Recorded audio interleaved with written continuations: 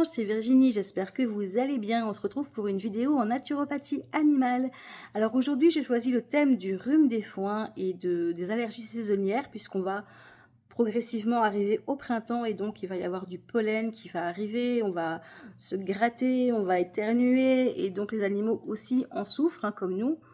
Et avant de commencer cette vidéo, je voulais vous dire que je ne suis pas vétérinaire et que je voulais vous donner des conseils naturels, mais n'hésitez pas, avant de donner quoi que ce soit à votre animal, de consulter votre vétérinaire pour savoir si c'est compatible avec, par exemple, le traitement que vous donnez à votre animal, le traitement allopathique, de savoir la posologie aussi en fonction de l'espèce de votre animal et de son poids. Ça peut varier fortement. Et donc, voilà, demandez vraiment conseil à un vétérinaire, à un professionnel de la santé avant d'administrer quoi que ce soit à votre animal. Ne pratiquez pas l'automédication et comme ça, votre animal, parce qu'il peut y avoir des conséquences, voilà, on peut avoir un effet contraire, par exemple, en voulant aider un animal. Et donc, il est important de pouvoir se référer à un professionnel. Alors, comment on va diagnostiquer, entre guillemets, le rhume des foins? Quels sont les premiers signes, on va dire, pour savoir que votre animal il souffre du rhume des foins? Alors comme nous, ils vont avoir les yeux qui larmoient, ils vont éternuer beaucoup. Alors sachez que c'est pas le premier symptôme chez les animaux comme nous. Eux, ils vont plutôt avoir tendance à se gratter, à se lécher des zones comme le cou, le museau. Et c'est là qu'on va se rendre compte qu'il peut y avoir éventuellement une allergie, peut-être pas saisonnière, ça peut être aussi à quelque chose qui est dans l'environnement en temps normal, mais en tout cas, ce sont des signes qui peuvent aider. Il va y avoir également aussi de l'écoulement nasal. Ça va vraiment être plus au niveau de la peau que ça va se manifester. Alors pourquoi? Eh bien en fait, vous allez avoir le pollen qui va arriver des fleurs, bien sûr, qui vont pousser, mais aussi des arbres, de l'herbe, des graminées, et donc il va venir se coller aux poils de votre animal, il va les respirer, et il va se passer une réaction du système immunitaire qui va provoquer une inflammation, qui pour protéger en quelque sorte l'organisme, l'inflammation va être déclenchée par le système immunitaire. Alors qu'est-ce qu'on peut faire pour prévenir tout ça? Eh bien, dans un premier temps, ne pas sortir l'animal dans des moments où il y a le pollen qui vole, vraiment les moments de la journée où vous avez vraiment, vous voyez vraiment qu'il y a des graminées qui volent partout et tout ça. Préférez peut-être tôt le matin ou en soirée. Là, il y aura moins de pollen. Maintenant, vous pouvez aussi évidemment nettoyer un maximum l'environnement de votre animal, aérer les pièces peut-être avec un moustiquaire pour éviter aussi les rentrées, mais vraiment aérer, aspirer un maximum, nettoyer un maximum pour pouvoir enlever tous les éléments qui peuvent être pathogènes dans le milieu, on va dire, de vie de votre animal, et aussi le brosser un maximum pour éliminer toute trace de pollen ou d'agents pathogènes qui pourraient le rendre allergique. C'est important aussi de le nettoyer. Vous pouvez aussi utiliser des bains ou des shampoings à base de lait d'avoine, ou d'avoine du moins, qui vont apaiser la peau.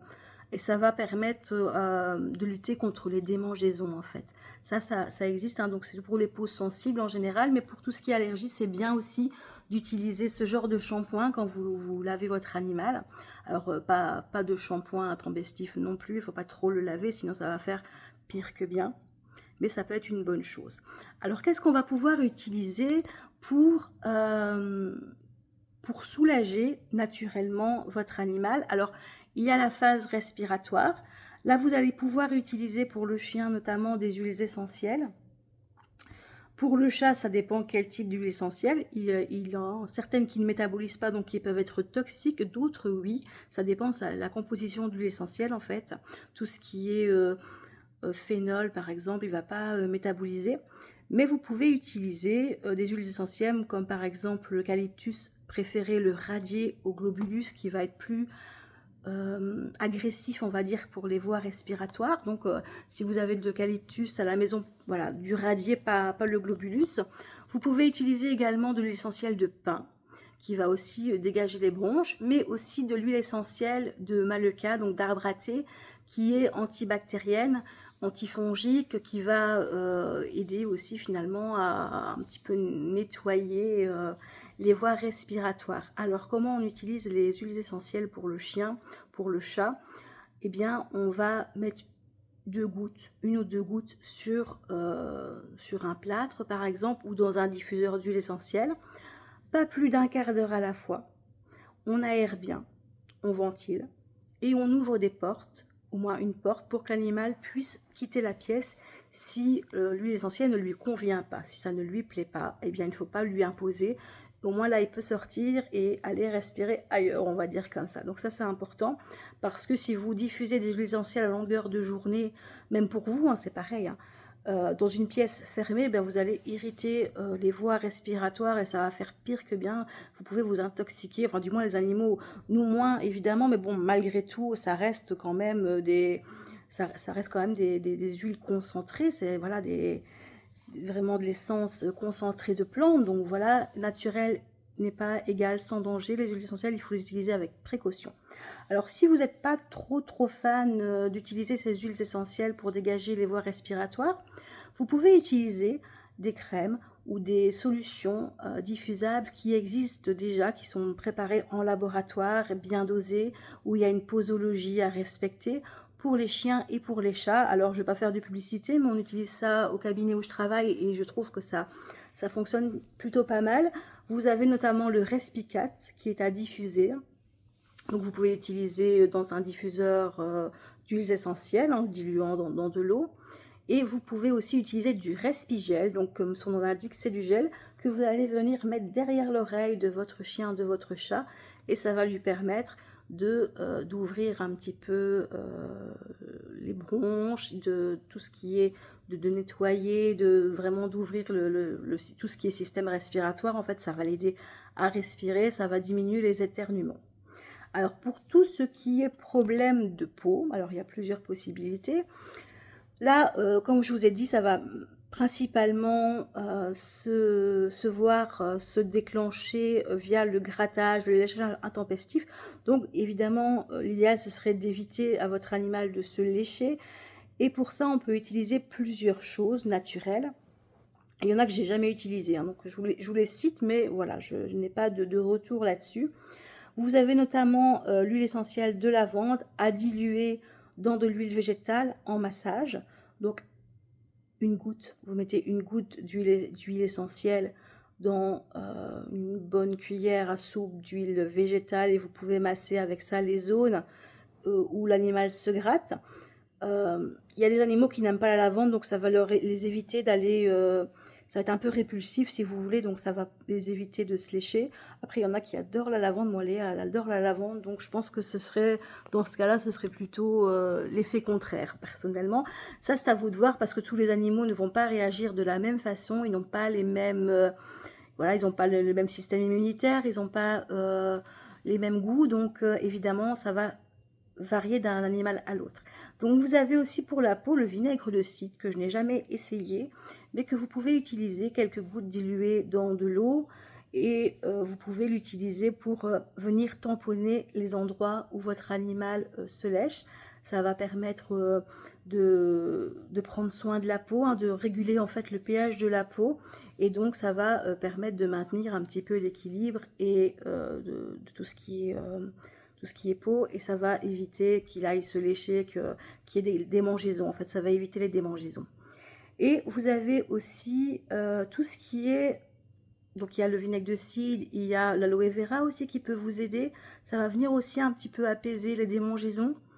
Prenez un gel d'aloe vera bio et natif, hein, pour qu'il soit vraiment qu'il ait le plus d'effet possible, on va dire, de bienfaits possible. En prévention, ce qu'on peut utiliser aussi, enfin du moins à ajouter dans l'alimentation pour pouvoir booster le système immunitaire, donc c'est tout ce qui est probiotiques qui vont permettre de réguler le transit et donc d'assurer un meilleur système immunitaire.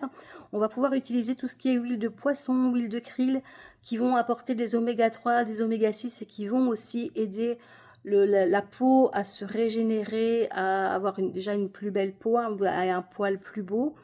et donc ça va aider votre animal aussi dans ses démangeaisons, hein, ça va éviter les démangeaisons.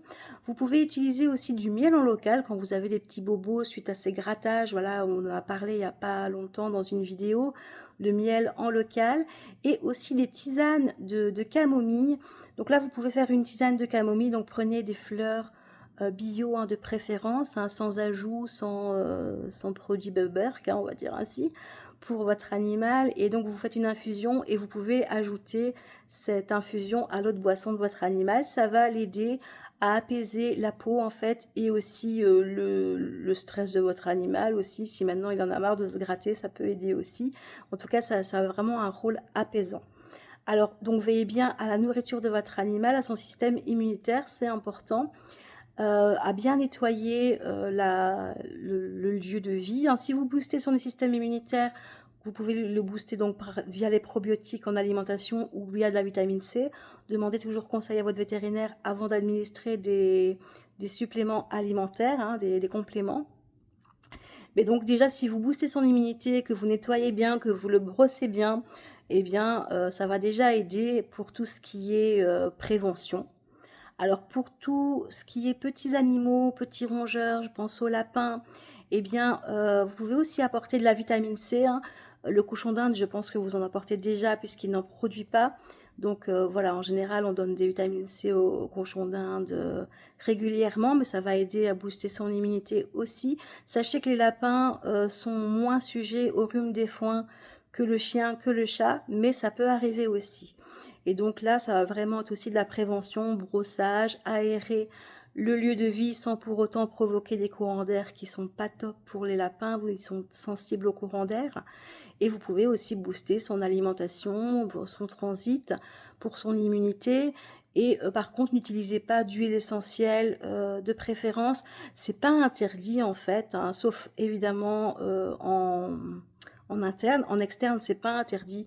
Mais si vous voulez vraiment utiliser des huiles essentielles, alors prenez plutôt des macérats qui en contiennent moins, mais qui sont quand même efficaces. Mais voilà, il y a tellement de possibilités via le miel, via la camomille, qui peuvent manger même, ils la mangent directement. Vous pouvez, voilà, vous pouvez prendre soin de votre lapin sans pour autant utiliser de l'huile essentielle. Je ne vous recommande pas de les utiliser en tout cas. Voilà, je vous fais plein de bisous, j'espère que cette vidéo vous aura aidé. Si vous avez des questions, des suggestions, des demandes particulières, n'hésitez pas à laisser un commentaire. À bientôt, plein de bisous!